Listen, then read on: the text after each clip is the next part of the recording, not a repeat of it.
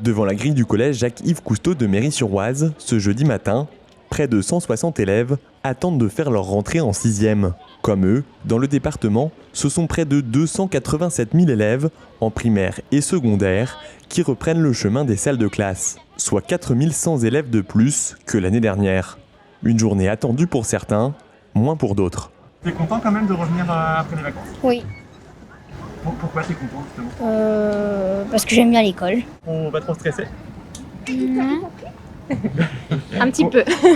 Contente de rentrer au collège? Non? Une seconde rentrée scolaire dans un contexte de crise sanitaire, avec un protocole de niveau 2 sur 4. Port du masque, distanciation, limitation des déplacements restent en vigueur. Grande nouveauté, la vaccination organisée sur le temps scolaire pour les collégiens et lycéens. Les élèves pourront se faire vacciner dans leur établissement ou dans l'un des 18 centres de vaccination valdoisiens retenus, à condition d'avoir au moins l'autorisation de l'un des parents. Il y a une information qui est faite dans l'établissement dès le jour de la rentrée, des formulaires aussi qui sont distribués pour que les familles qui souhaitent faire vacciner leurs enfants de plus de 12 ans puissent le faire au sein de l'établissement. Donc en ce qui nous concerne, ce sera sur le centre de vaccination d'Auvers-sur-Oise, mais c'est le centre de vaccination qui vient dans l'établissement pour vacciner les élèves. Donc on recueille les consentements des parents et le centre de vaccination vient vacciner les élèves. La vaccination doit permettre aux élèves de poursuivre leurs cours en présentiel, même si un camarade de classe est positif au coronavirus. Les non-vaccinés, eux, devront rester isolés 7 jours. Âgés de 11 ans, ces élèves de 6e seront bientôt concernés.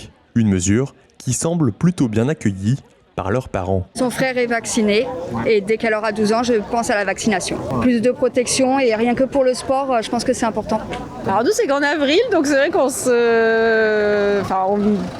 on n'a pas trop la question à se poser pour l'instant. On verra en avril prochain où on en est par rapport à la vaccination. Après c'est pareil, si on nous dit que c'est mieux pour eux et puis pour le bien collectif, on le fera, voilà. Autorisés à se faire vacciner depuis juin dernier, 47,1% des 12-17 ans ont leur passe sanitaire. Avec 41,8%, le Val d'Oise affiche un retard et connaît des disparités géographiques, révèle la rectrice de Versailles en visite dans une école élémentaire à Cergy.